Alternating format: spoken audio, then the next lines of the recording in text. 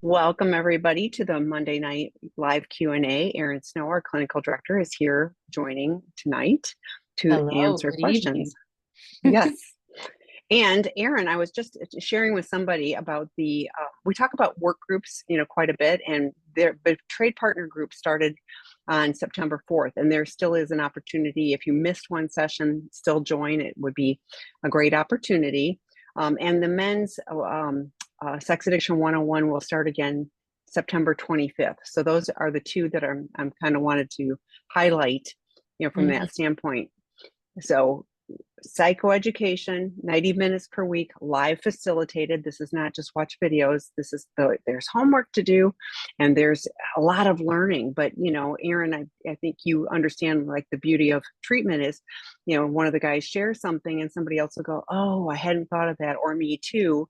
It's not just something that it's going to come to mind if you're reading a book, so to speak. So Yeah. that's a Well, and I think for a lot of our guys, community is important. And even if it's virtual, I mean, I was in a year-long virtual group and I met women all over the country. We stuck together for a year, but I'm like, they knew more about me than most of the people really close by. And when you're dealing with sex addiction, you don't always have the opportunity to go, chat with your neighbor about what's going on.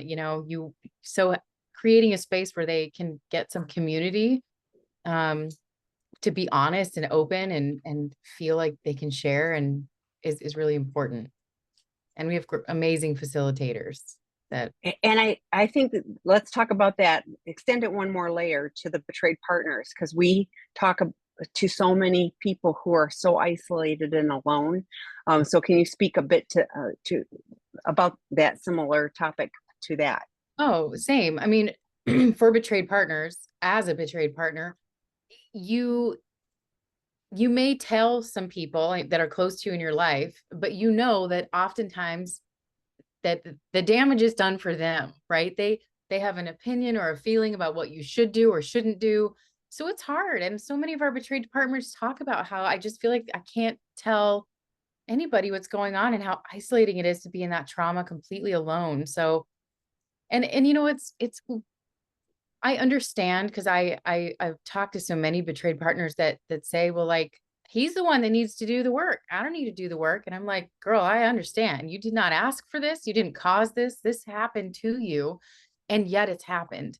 And you can't undo it. And just like an accident or something else terrible, you would do the work to heal you, the parts of you that were lost and hurt in that process. So we I think we're growing our community of betrayed partners that are wanting to get true help.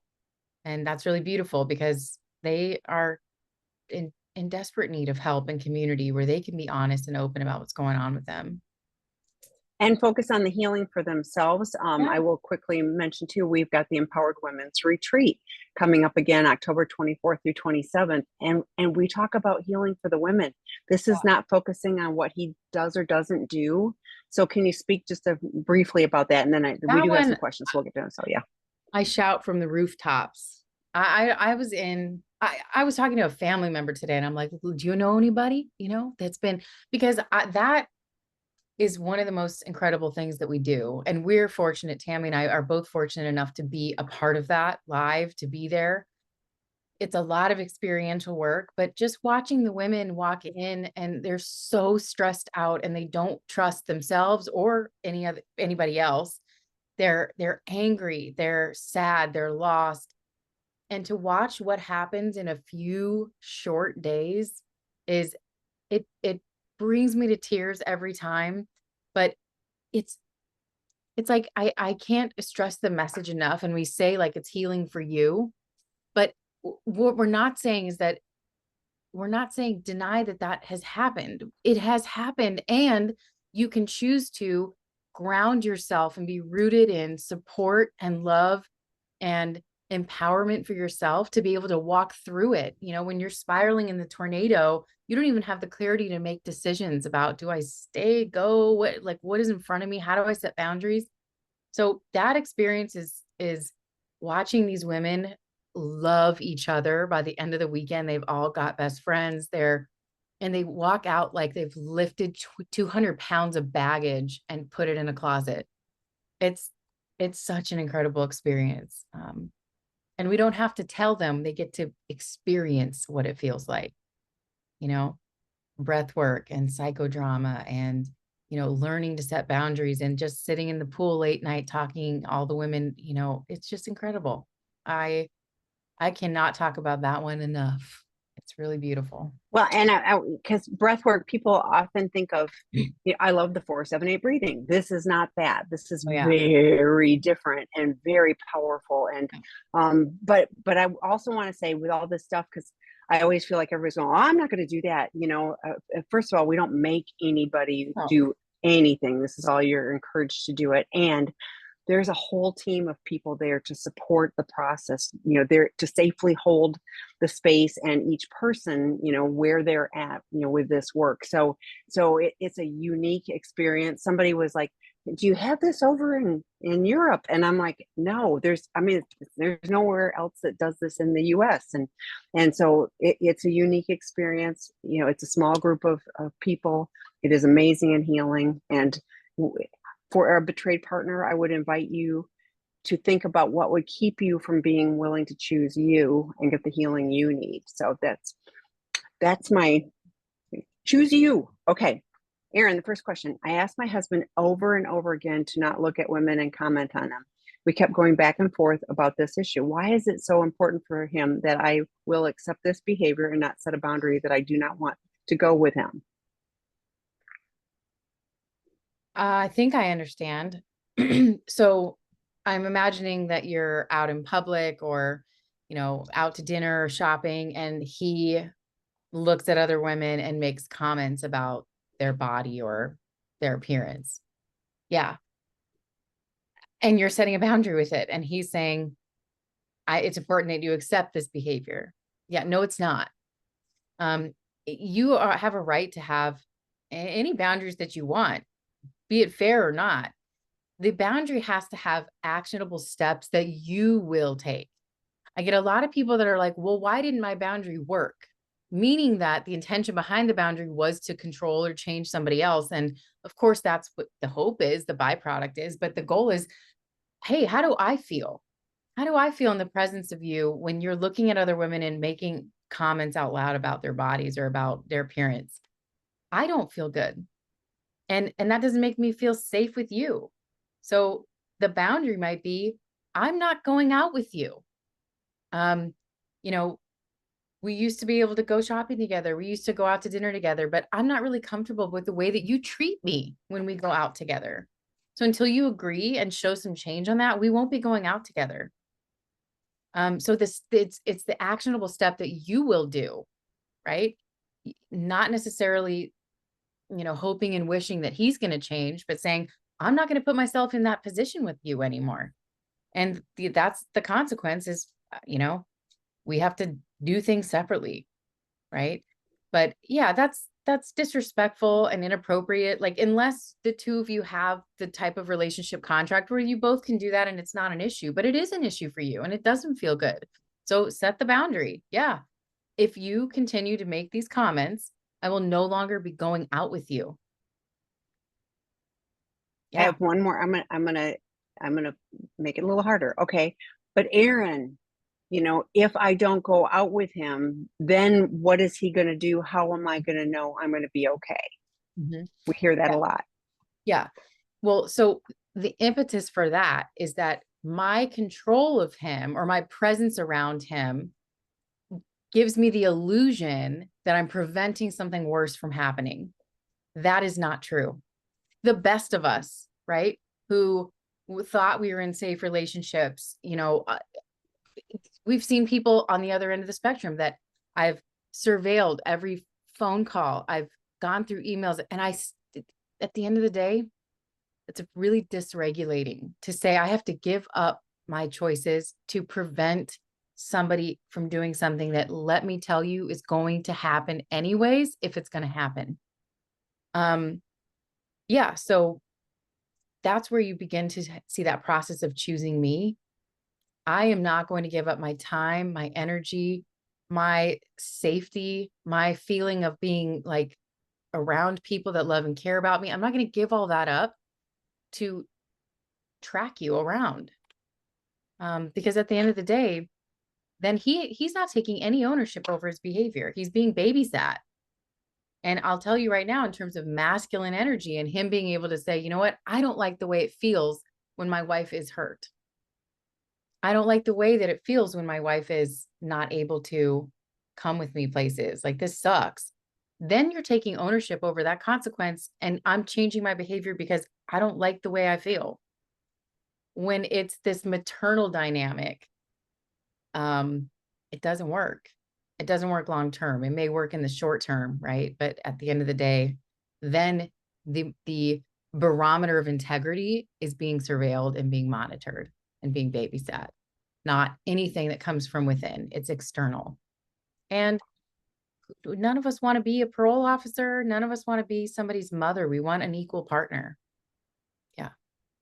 My experience is too that there's a feeling of you're trying to control me and I get resentful. So I'm going to go do my acting out. So it like almost feeds the negative system. Yeah. And at the end of the day, here's the deal. The cards are going to fall where they're going to fall.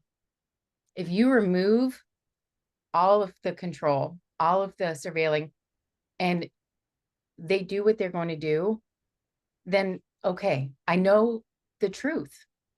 This is who you are when I'm not following you. And I don't want to be with somebody that I have to follow, chase, correct, surveil. I don't want that. So that, I mean, that's a lot of what we do at our retreat too, is just how to, trauma puts you so far over that line. And I know this because I've experienced it many times. It's like the brain wants to know what our reality is, and it will go to these really dysregulating places, even creating images that were never there, to keep, it thinks it's keeping you safe, right? So it's natural. And we, as betrayed partners, everyone goes through that at one point or another, and it's devastating, and it's hurtful, and it's extremely anxiety provoking. I have to fight against that urge to get safety within myself and make decisions from a grounded place. Yeah. Thanks for asking the question. Okay, the next one. D-Day was 9 weeks ago. We've only been married 2 months earlier. My husband has been a PASA since early teens. He is going to meetings, seeing a CSAT, doing the work, although he's slacked off in the last couple of weeks.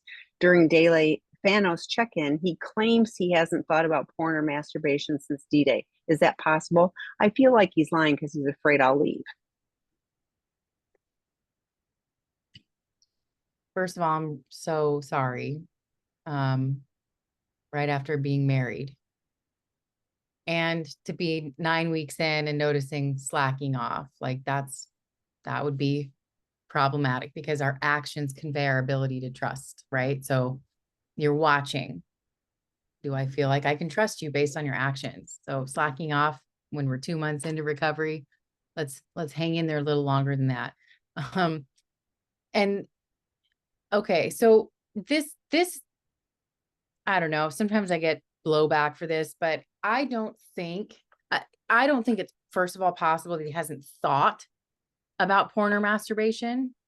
Our thoughts oftentimes do things without even our permission, which is why we teach many of our guys like rules like the 3-second rule. If there's a visual trigger, 3 seconds, like you bounce your eyes off of that and you go somewhere else, or you go to a different thought, a safer thought. But no, I don't think it's possible he hasn't thought about it. That being said, I don't think that we need to share our thoughts. Our program kind of stands by this as well, which is, it's one thing if I'm sharing in Thanos that like I've been struggling with fantasy, and over the course of the last, couple of days, I've found myself going from like a thought to like lingering in that space. I reached out to my sponsor. We're working on some tools to get through that. Do I think that everyone needs to be honest with their every thought? I don't. I think that there has to be some level of autonomy and privacy in our life. And even for these guys, if they had to go through every thought they've had, that's producing more triggers for you that are, it's really normal to have a thought. really normal, especially this soon, into recovery. And that doesn't mean that A, was intentional on his part, B, that he didn't pop up against like a trigger of some kind, or C, that he didn't do the right thing in recovery, right? It's not a relapse to have a thought. Thoughts are thoughts. What you do with thoughts, meaning if I lingered in the thought, then I'm in fantasy and I'm not asking for help, I'm not reaching out for help, understandable. So we always say if it's in your mind, it's for your sponsor and your recovery brothers. If it's an actionable behavior, it's you share that with your partner. And that's our philosophy. Some couples choose to do it differently, and I'm not here to judge that. All I know is that, in those early days, a good day could be, I thought about it 15 times, but I did the right thing. I moved to a different area of my mind. I activated trigger tools. I called my sponsor, I reached out to somebody, and that's recovery. I mean, I've been sober a long time and I still have random thoughts that pop into my mind. And I'm like, where did that come out of left field? But what I recognize is that, oh, I'm stressed, or, oh, I need more self-care, or, oh, that's old. I can see that now, but he's early in recovery. So of course he's thought about it. He has. And I can understand that if the stipulation in the relationship is, if you think about it, I'm going to leave, he's going to lie to you. Yeah. And that's on him. He shouldn't agree to a stipulation that I have to share every single thought I have. Because yeah, if you agree to it, then you need to be in integrity. So that's kind of where I'm coming in. And again, I'm sorry. I'm so sorry that you're going through this so soon in your relationship. I'm really grateful that he's got the CSAT. He's going to meetings. He's that you guys are doing fan house. It sounds like you have some good people in your corner, which is really positive. I want to tag onto that because I hear he's seeing a CSAP, but I'm glad you're here, but what are you doing for you? Because like Erin said on the last question, if all of your focus is on what he's doing and not doing, the slacking off, we talk about 90 meetings in 90 days. Like, Scott and I did a webinar on the 12-step programs, and we talked about how to navigate that. And you guys aren't, even 90 days in, and he's already starting to slack off. So, and yeah, like lying about the thoughts, it could be a setup that, you said, if you even think about this, and I'm not saying you did, but like if his perception is, and his perception may not be reality, probably not, but that you're going to leave, and so, there can be an opportunity to put a relationship in safe harbor. We talk about that a lot. Like, look, I'm going to watch and see what you're doing, for the next 60 days. And that takes, takes everything off of both of you. But I do feel, it's like you guys should be like in honeymoon phase where everything, and here you are. And so I'm very, sorry for you. And I will also share, we talk about this a lot too. High stress events, marriages, birth of babies, all of those things are often, where things kind of, implode. So you're not alone. I hope you're leaning into the various resources. I mentioned the Betrayed Partner work group that started last week. That would be great for you. It would talk about healthy boundaries, you taking care of you and watching and seeing what he's doing, the slacking off, like I see you're slacking off, and it's not like you need to go do this, but it's like I see that, and so I'm going to take care of me over here. I'm going to make sure I'm leaning into my support resources so I'm okay and have support, and I'm going to watch and see. Because like Erin, I've been in recovery a long time, and I'll have some weird random thought. It makes me laugh now, because I tell on myself right away. It's like I go tell on myself because like that's just laughable, but it's data. What's going on in my world that makes me have that random thought? I'm an addict. I will always be an addict. I can be one in active recovery or in addiction, and I choose the active recovery because it's so much better. So, but you're not alone. All the resources for Betrayed Partners, we have bunches and bunches. You can always email Tammy, TAMI at seekingintegrity.com. If you don't have a qualified professional in your area, let me know where you are. I'm happy to help with that stuff. Okay, addict here. What are your thoughts about the most appropriate 12-step program to check out as a recovering addict looking to work on partner relationship work, as I have been the abuser betrayer? I have 5 years of sobriety from sexual acting out and alcohol, so I'm very familiar with the AA fellowship, but not sure which would be better as far as the SLAA, SASLA. Oh my gosh, I'm going to go, Erin will talk, but I'm going to go pull that. We did a primer on S groups. So, And we have the resources. So I'm going to pull that and put that whole thing in the chat. I'm going to go find it now. Okay, so well, I think this is twofold because you're looking at your own recovery. And for that, I would need kind of more, on what your acting out behavior is, right? So if somebody's just all my acting out is online, I would maybe recommend spa. And then SA versus SAA versus SLAA, that really depends on kind of what is going on in your acting out behavior. So we'll definitely post the webinar where they went over all the S programs. They talked about the differences between them. But all of those are going to be the focuses on your recovery. If you're looking to do some more work around the relationship, right? I would see there's Recovered Couples Anonymous, RCA, which is amazing. There's program, I mean, there's virtual Zoom. A lot of them you have to kind of get qualified first before you join. But amazing options out there. So in terms of 12-step, that's what I would recommend. Yeah, Recovered Couples Anonymous. But in terms of what 12-step program, watch this webinar that Tammy's going to post, because you do need to understand, I would need to understand more about your acting out behavior to know how to refer you to which one. Well, and RCA is listed in the link that I posted. We have the list of 12-step programs. There's a lot of them, like SPAA, SCA. I'm actually on the board of directors for that one, but SRA. I mean, there's a bunch. So it's confusing where, like you said, and I agree, it's like alcohol, you go to AA. It's kind of easy. That's the one you go to. Right. So this was, we just kind of unpacked it because it can be confusing, but RCA is listed there, and that can be useful for couples. When you're looking to work on the coupleship after a certain point. People sometimes try to go work on the coupleship, and there can be some help for accountability, but it's a little dicier if you start that right away. But sometimes it works. So yeah, and each person gets to make their own. Yes, yeah, you guys are, so that's different. But I'm clear. I'm right. I'm saying it for people that go, 9 weeks in, we'll go to RCA. Maybe, right. Maybe not. Right. So okay. It's been 8 years post D-Day. Husband has porn addiction and multiple affairs. A few months ago, I found videos on his YouTube feed of girls in bikinis and stuff like that. He denied he had anything to do with them showing up. Now his porn-induced erectile dysfunction is back. My response is, oh, well, I guess I ruined myself and nothing he can do about it.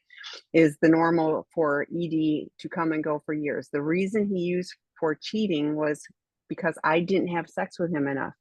For instance, after having a baby, cancer surgery, and 2 years of treatment. Mm-hmm.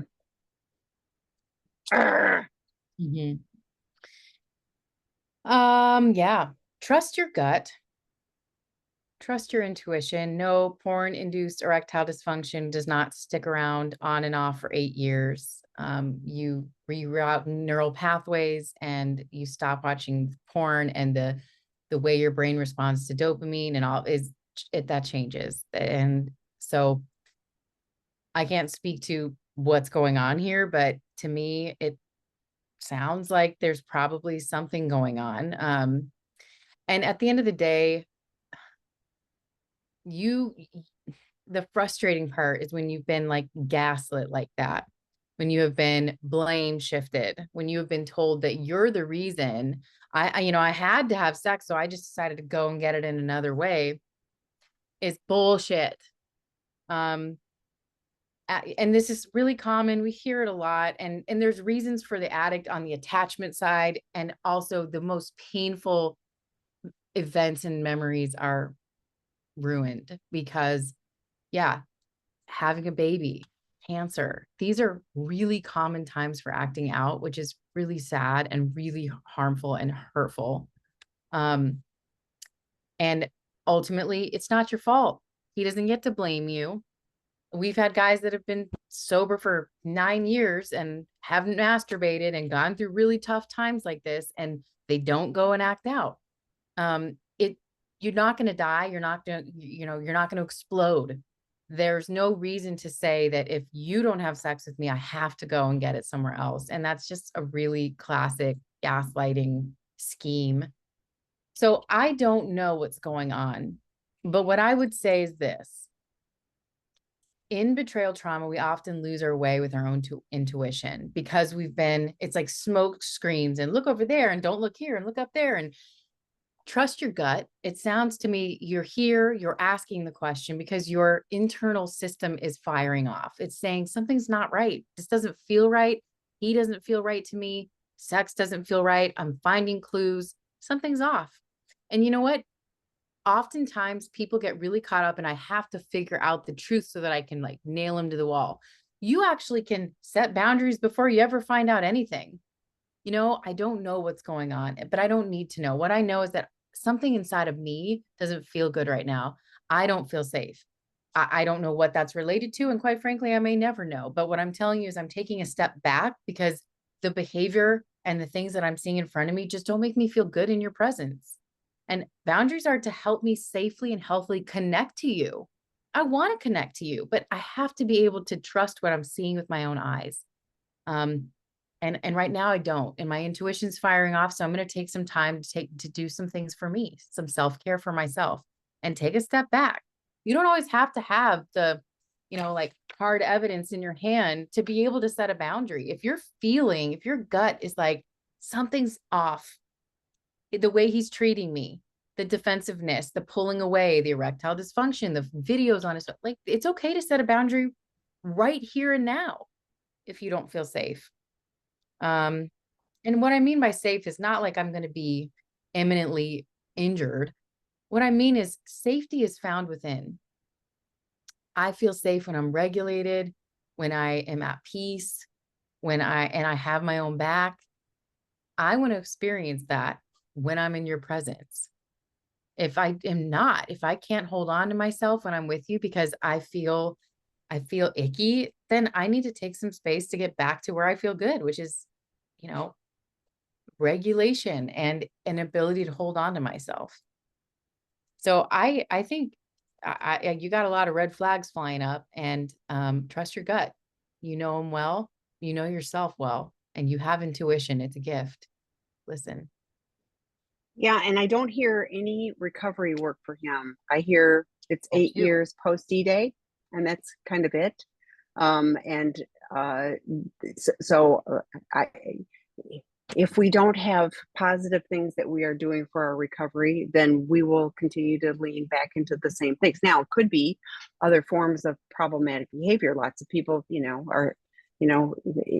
are hitting the pantry and going, what can I eat? Or, gaming, non-porn porn, lots of things that are also compulsive behaviors. But it breaks my heart to read. He used my I have cancer, and he's using that as a reason why he's going to go do all of these other things to betray me. And that's just like, that's so hurtful. And so I just want to tell you, I hear what you're saying, and I'm sorry. And nothing you did, or I'll quote Dr. Roth, nothing you did or didn't do caused this, and I'm sorry he couldn't show up for you when you really needed him to show up as a partner. So yeah, healthy boundaries. We talk lots about that at the Empowered Women's Retreat. We'd love to see you in October. Okay, I'm the betrayed. 13 weeks from discovery. I have an APSAT. So for those, there's lots of letters in this field. So an APSAT is a partner specialist, a therapist that's been trained to specialize in betrayed partner. He's in a recovery program and soon to start with a CSAT. We have a couples therapist. My partner, who is a sex and porn addict, says he hasn't looked at porn, non-porn, masturbated, or orgasm since discovery. Given that he has had this almost daily habit for 30 years, I find it hard to believe him. Is it possible for an addict to have no relapses during recovery? What can he do when he transitions from being scared sober to the next phase of recovery in terms of acting out? So to me, this is a lot. Like you said, he's in a program. And I don't know if that means like a 12-step program or like with our residential program, there's a plan, and you as a partner would be very clear on what that is. So I guess answer it perhaps both ways, Erin. Yeah, I mean, I think he's in a recovery something like, so he might be in a program, he might not be, but yes, it is possible to get into recovery and have no relapses. Believe it or not. Yeah. We see it. It is possible. Is it possible to have, a slip, to have a relapse? Yes. And get back on track? Absolutely. So when he transitions from being scared sober, okay, so yeah, that initial phase when you're terrified of losing somebody, right? And you're really, I'm in it. And then it starts to go like this. We talk about like how to transition from that beginning stage where I'm like, we're in crisis mode, right? And we're doing all the work and kind of getting the foundation set. That's important for building a life in recovery. But what we also talk about is how do you replace the things that you've been doing for 30 years? So not just, okay, what was it for you? Was it an escape? Was it, finding tools that actually give me the ability to handle these emotions that I previously could not handle? Community, where I previously would isolate and deal with things on my own. We talk a lot about the outer circle, which is, there's a 3-circle plan in recovery. The center circle or the middle circle, the inner circle is these are the bottom line behaviors that would constitute a relapse. No, the middle circle or the yellow circle is the slippery behaviors. Oh, I'm missing a meeting. Oh, I'm angry, hungry, lonely, tired. These are the behaviors that I'm like, I'm headed towards those behaviors. And then the outer circle is the green circle. And that circle, that's what we try to lean into in order to transition from that place of crisis to actually living a life of recovery, is what's in your outer circle. And there's many dimensions of the outer circle. You can look at physical health. What am I doing for my physical body? What am I doing? These are healthy recovery behaviors. What new hobbies do I have? Who am I hanging out with? What meetings am I going to? What am I doing to nurture and foster the relationship? What am I doing to nurture and foster my children?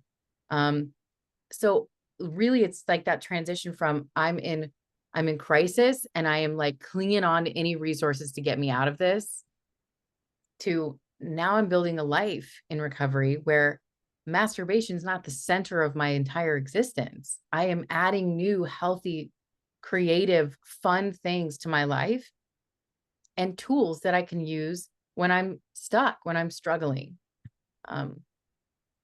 Yeah, I think outer circle living is where it's at. I mean, we weren't meant to be um,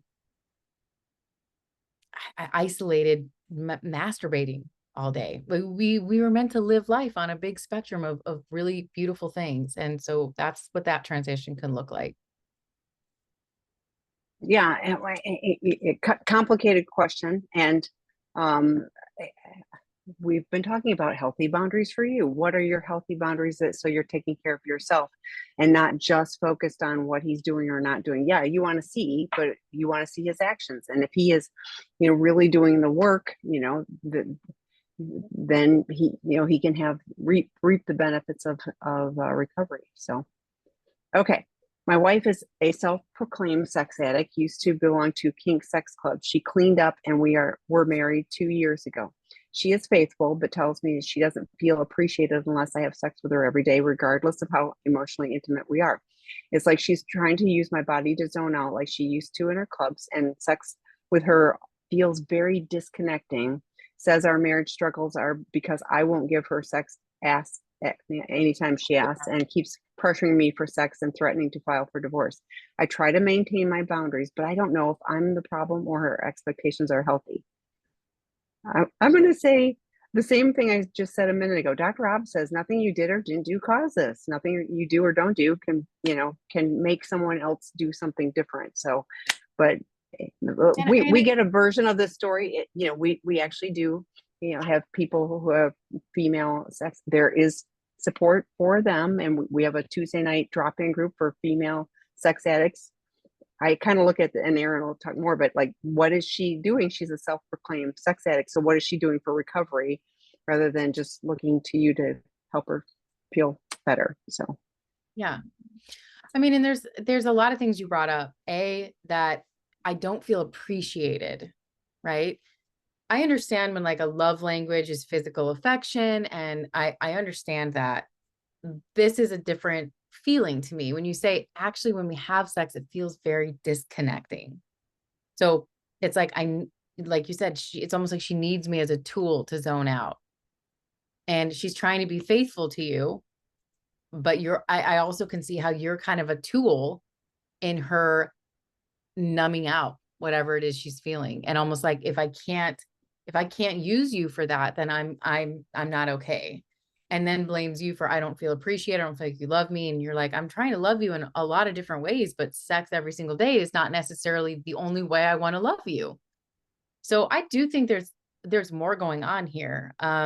Whether it be trauma related, whether it just be like sexual preference and sexual expression, I mean, there's layers to what needs to be looked at here. She herself is saying self-proclaimed sex addict, but I don't know if she means that in the true form that we're talking about it.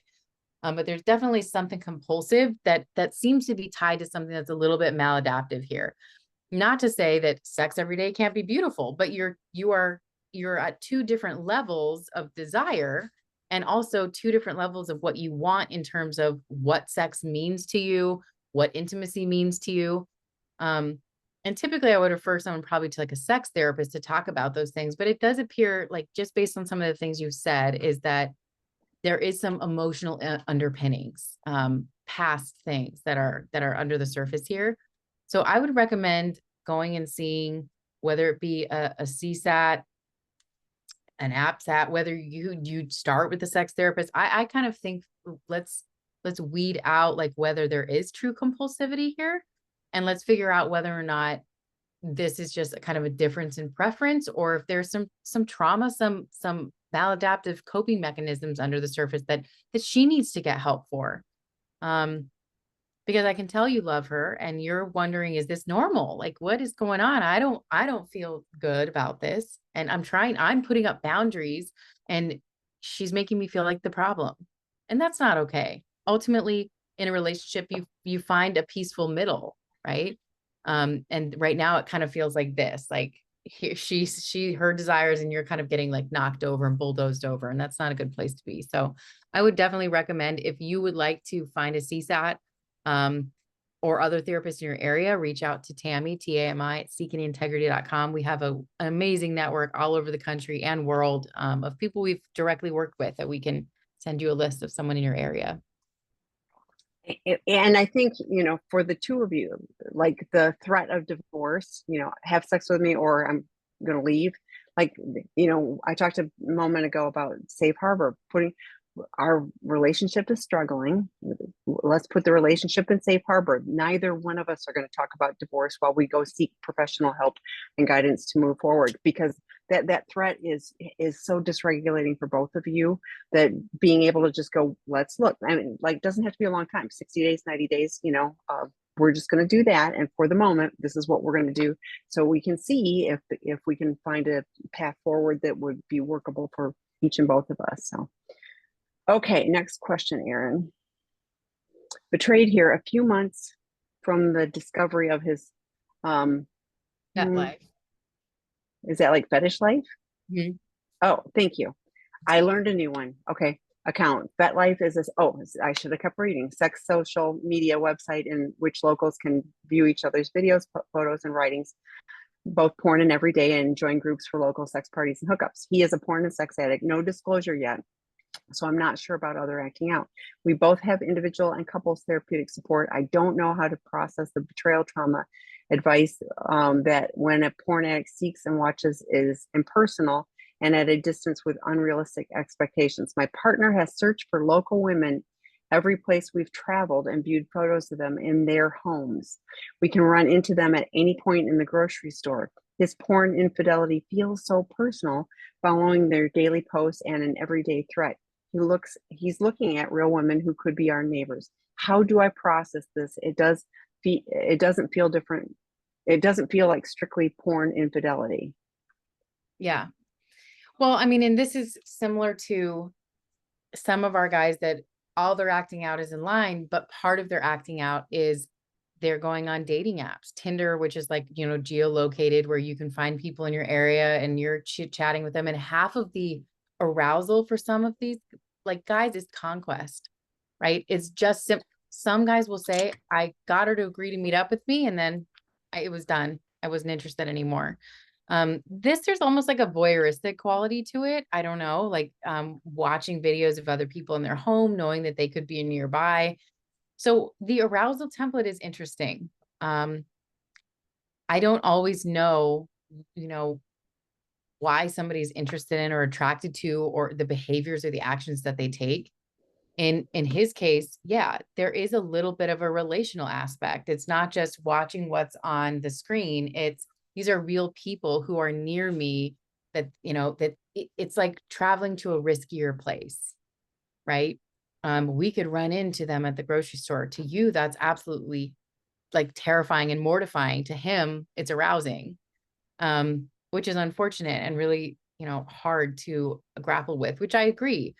I don't like to say that like one is worse than the other, because betrayal is betrayal. I think we all individually could say that would be harder for me, or this would be harder for me. But at the end of the day, it's the lying, the hiding, the cheating that is so difficult to process. So yeah, I do think that there's a relational aspect to this, because I am looking at people that I could potentially meet up with that are nearby, real human beings, just like me. They're not porn stars on a screen. It's a little bit different. Yeah. And how do you process it? One day at a time, getting really good support for you, understanding that what we mean by it's not personal is that their arousal template is a fantasy. It's made up of characters and ways to, meet that need that have nothing to do with reality. And in fact, many of those men, if that was in reality, would want nothing to do with it. He chose commitment and intimacy and a life with you. That this is all a fantasy. And it comes from strange places on the arousal template. It comes from escalation over time, like needing the same dopamine to get the same effect. And so I don't always have the answers as to why someone's interested in what they're interested in. But I tell you, it goes back to a lot of years ago. Unmet needs, attachment wounds, interests, trying to reclaim parts of our life that you feel like your self-esteem got left out. I mean, there's a lot of things. So yeah, this is tough. And I think for you, the additional layer is, I don't want to run into one of these people when we're out at the grocery store. That does leave you feeling more vulnerable for sure. So getting lots of good support for yourself. I think you did, or maybe didn't say, that was a previous post, but I do hope that you have a therapist, that you are working with someone on betrayal trauma, and come to our retreat. I would love to have you, because this is really hard. Yes. And that is very healing. Okay. Betrayed partner in acute recovery after almost 4 months. We have weekly therapy together and separate. Prior to discovery, my partner had turned down and lacked initiation for things we've discussed being interested in doing in the bedroom. All talk and lackluster in the bedroom. I've come to find out that he views and enjoys these things while watching porn, but wasn't doing them with me. I don't understand. I'm a real life person, and to experience these things with. Why would he seek it out in porn and not do it with me in real life? Nothing extreme, I just sexual exploration. This kind of goes back to what you were just talking about. So Yeah. Yeah. It's a fantasy. And honestly, most of these guys have an underlying intimacy disorder. What comes with relationships is baggage, right? Good and bad, right? We have our emotional selves. We have, did you take out the trash today? We have who paid the last bill, or why are you looking at me that way, or insecurity around my body, or am I going to perform a certain way, or can I make you happy? Like that's the mess of real intimate relationships, right? It comes with so much good, and also it comes with the challenges. So these guys that oftentimes they struggle with the intimate relationship part, which is, how do I sit in the feelings with somebody else? How do I maintain closeness and intimacy with someone without going out the back door? So this is a fantasy world. He's created an outlet where there is none of that. There is no strings attached. There is no concerns about performance. There is no concerns about, how do you feel about me? Or did I make you happy today? Or, my self-esteem coming up, right? So they create a world where they're free of all of that. And I say it's not personal, simply because in fantasy, you can be whoever you want. You can create whatever you want. And it's not real life. And at the end of the day, it hurts, because you're like, I want to adventure with you. I want to try and explore these things. the barrier to why he's not doing that is the part to look after, right? What's going on with him that he can't, you know, look to the person that's right in front of him saying, I'm here, open arms. I want to do all these things with you. I want to be with you. That usually speaks to some kind of intimacy issues, right? Where whether it be I'm avoidantly attached or I'm struggling with my own sense of self-worth, and I don't know what that is, but that those are typically some of the things that we find in situations similar to this. Okay, the next one, and I put a couple of links in the chat. If you're not interested in reconciling nor care about an authentic marriage, what does that look like? What would be good agreements for this way of moving forward? So I put in the Moving On Alone drop-in group. There's a link for that. We have a separate group on Thursdays for partners who, have been left, or have one foot out the door, and the focus is different. Separately, Kristen Snowden did a webinar in May. Should I stay or should I go? And it's just really helpful. It's like it was like 10 questions. Dr. John Gottman, it was pulled from that, but journaling about that, I think, is really helpful to kind of gauge where you're at in the relationship. And, do I like this person? Do I want to have, I mean, all of those things. And I think it helps settle people, from that standpoint. There's lots of people, there's people that come to our Betrayed Partner work or Empowered Women's Retreat that are, going, I'm no longer in the marriage. He died. I mean, there can be lots of reasons why they're no longer in the relationship. Doesn't mean there isn't betrayal trauma to address. So just getting rid of the relationship doesn't automatically fix things. So thoughts?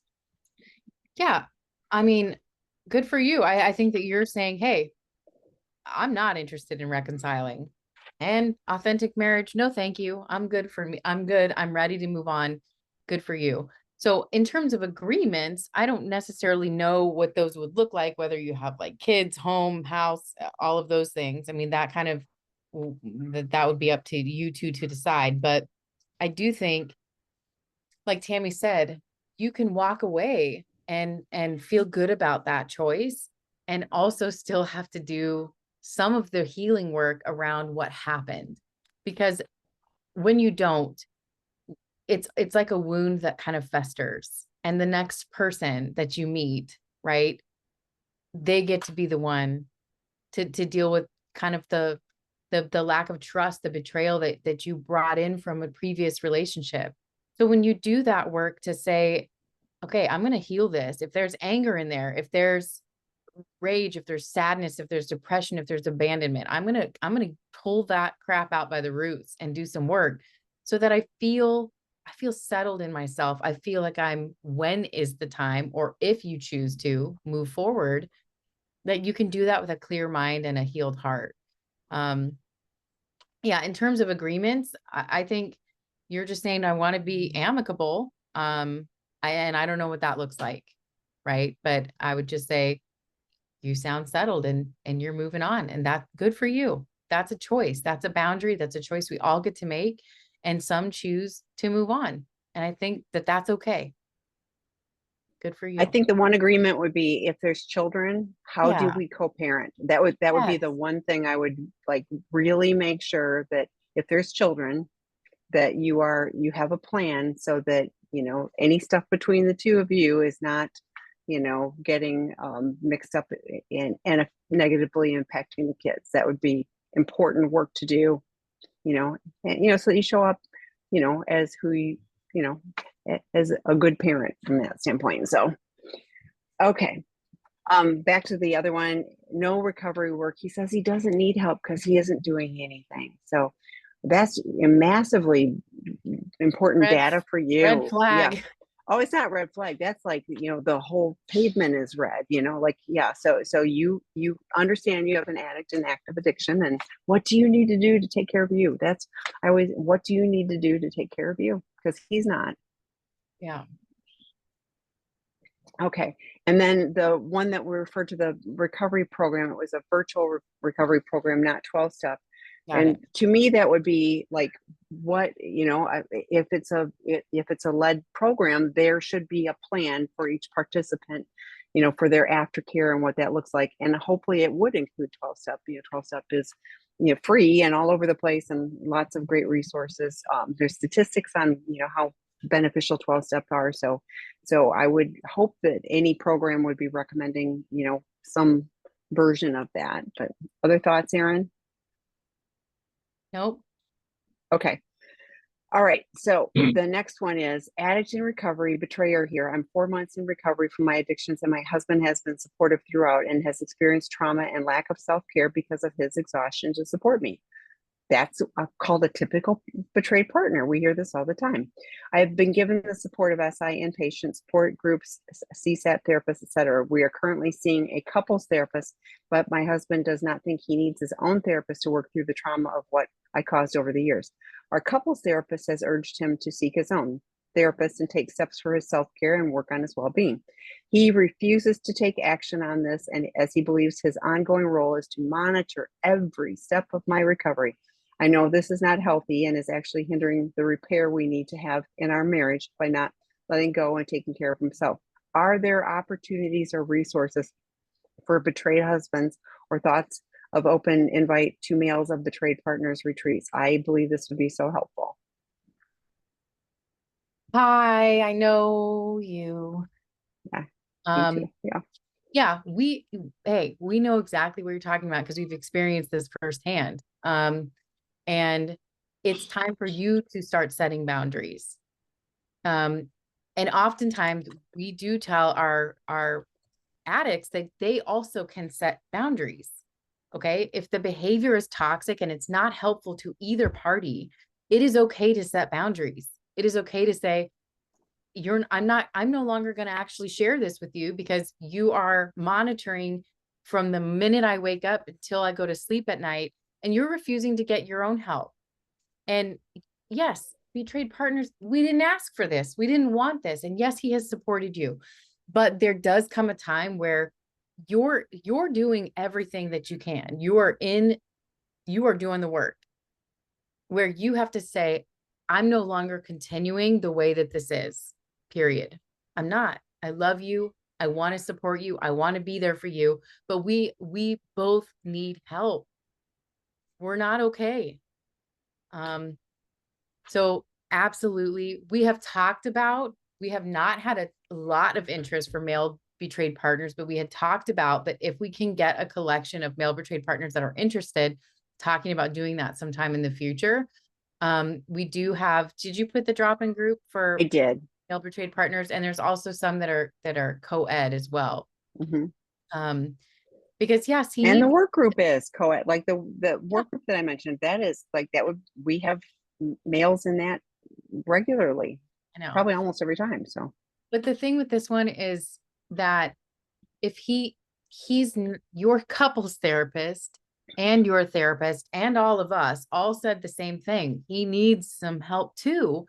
And he's not willing to see a therapist. So what I see is you continually presenting more resources and saying, hey, you try this, do this, but he's not willing. So there has to be a point where you set a boundary saying, I can't carry on the way that things are going right now. It's not healthy for you. It's not healthy for me. And until you choose to engage in your own work, and maybe this is safe harbor time, right? 90 days, like we are focusing on ourselves and we are not even communicating. Like maybe you need a separation to allow for him to get some of that because he spends every minute on it and it's dysregulating and it's not healthy. And I know you're doing the work. So that's where I go with that. Sending you lots of love and big hugs. okay. What is non-porn porn? Other addictive behaviors like binging TV, online games, etc. So non-porn porn is TikTok, Facebook, Instagram, all of those things. So Scott, the other day we did a webinar and he said Game of Thrones is porn with dragons, and I never watch it. So anything that would have tantalizing images that is not deemed porn, we call it non-porn porn. And then all of the other addictive behaviors, yeah, like if I go running to the pantry and open the pantry going, I want to eat everything, that's a problematic behavior for me. But, smoking, vaping, substances, drinking, like, yeah, like anything that is being used in a compulsive way, gaming, phone time, like if somebody's losing 6 hours a day, I'm making that up, on just looking at apps on phones, even if they are benign, so to speak, that's still a problem. So in recovery, we're looking at all of our behaviors holistically.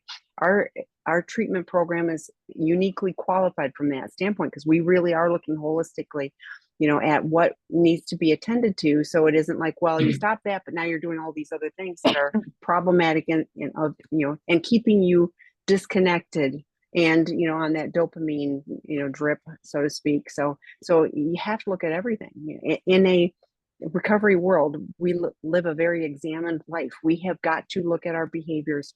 We've got to look at our actions and what we're choosing to do for ourselves. Erin talked about the circles. I want to live in that outer circle. I want to live in the healthy things, not the things where I'm slipping on, thin ice. So, Right.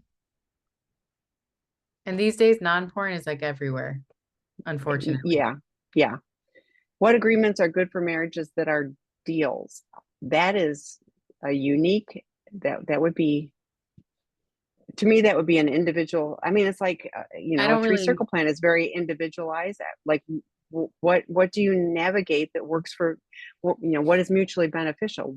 yeah, I'm I gonna don't, I'm gonna point you to one thing too. I'm sorry, Erin, but so Dr. Rob did a podcast. I refer to this one a lot, with Dr. Stantak in yeah, January 2019. I looked it up. we In do. a good marriage, we are working on what is good for the relationship. So a good deal for each of you would also be a very good deal for the relationship. You would all benefit. So I would look at, what is it you're each looking for, and how does that, how can you work together to create a healthy partnership? Okay, so the next one, oh, um, why are partners encouraged to work on relationships with sex addicts when recovery from this particular recovery is so low? I don't think that's any lower than alcoholism or anything else. So I feel partners should be told, you are screwed as far as having a normal marriage, and now work on your own trauma. Yeah. Wow, that's sad. I'm No, but sorry. I hear you. I hear you too, but yeah. But um a true statistics are really difficult to come by, especially for sex addiction, because the barometer of recovery is actually different for every person. Their inner circle is going to look different. And our goal is not abstinence. It's not like, okay, can you quantify whether I stayed abstinent because I didn't drink, right? It's not that simple, right? Our goal is healthy sexuality. And how do you actually measure whether somebody's in good recovery or abstinent from certain behaviors, but not other behaviors? What's a slip, what's a relapse? It's convoluted in our field. It's difficult to get good, accurate research. But what I will say is this: there are some women that I look at, or some partners I look at, and I say, you are screwed. And here's why: your husband or partner is not willing to do the work. It's hard work. It's hard work for a long time. And I will say, it's not, you're not making it out of this if only one of you's in the trenches digging, you know? So, but on the flip side, we have seen marriages at death's door be resurrected from hell, and people do the work and get long-term sobriety. And not just that, it's not even just about abstinence. Like, I didn't relapse. It's like I learned what true intimacy is.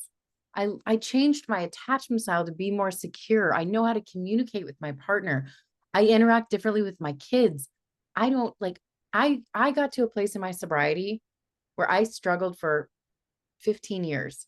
10 of those years, constant relapse, like could not stop.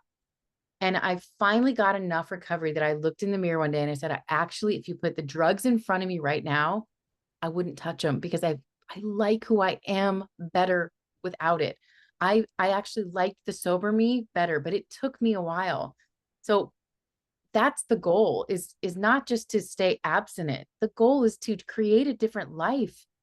to upend those maladaptive patterns. And it's possible because I see it all the time. Do I see guys that relapse and go off deep? Yes, I do. It is always directly related to what are you willing to do? What are you willing to do? So if you have someone that you're in a relationship with that is just not willing, then you're right. We do not encourage anybody to work on the marriage. We will literally say, we are one of the only places that we support you, whether you stay or whether you go. You have the choice, and there is no, please, would you just stay and see if he'll get sober? No, you have a choice, and we support that choice. And I think there are certain circumstances where you should leave, So Absolutely. you're in no way, oftentimes the questions that come up in these webinars are people that are trying to repair. So it may seem that we've discussed that a lot, but no, we don't have a preference. We don't have an opinion. We want you to be the best version of you, the healthiest version of you. And that's for both of you. So I feel like the exhaustion in the question, I guess I'll say, and I hear you, and we want you to heal and get better for you. And I just want to comment, because I actually love statistics, and I've said this before, but this isn't about the global statistics. This is about you and your partner. And that's what you're betting on, so to speak. And I hate using that term on this, but it's really about, what is your person doing? What are you doing? And for the two of you, if you are willing to do the work, yes, you can have a better relationship than you ever had before, because there's no false facades. You're not living in the dishonesty. You're living on a different path. Partners, both of you that do this work, consistently affirm that while we're not happy to be, this isn't what we planned on when we got into this relationship, we wouldn't trade it for anything, because it's given us so much different than we could have ever had. So there is joy, like, even for partners who stay with an addict and active addiction, but if they're doing their healthy boundaries, they still have joy, they still have a life, and it can, yes, that's a bummer, but there still is life beyond what that person is doing or not doing. So I would encourage you, this is really lean into your healthy boundaries for you, and find your safety within you. So last question real quick. What about staying in bed 80% of the time when home? Is that considered maladaptive in the same realm as SA? This person, this is the female, and this person needs a higher level of help. It's harder to find good residential treatment for women, but please email me, tami@seekingintegrity.com, and I will do my best to help you find, because this feels more massive than, like going to 12-step or something. Yeah. So Yeah. Not working. yeah. Okay. Thank you, Erin. Thanks to everyone for the great questions. Please, reach out to lots of resources. Feel free to email if you've got questions or need links to anything. We'll do our best to help. Bye, everyone. Bye, Erin.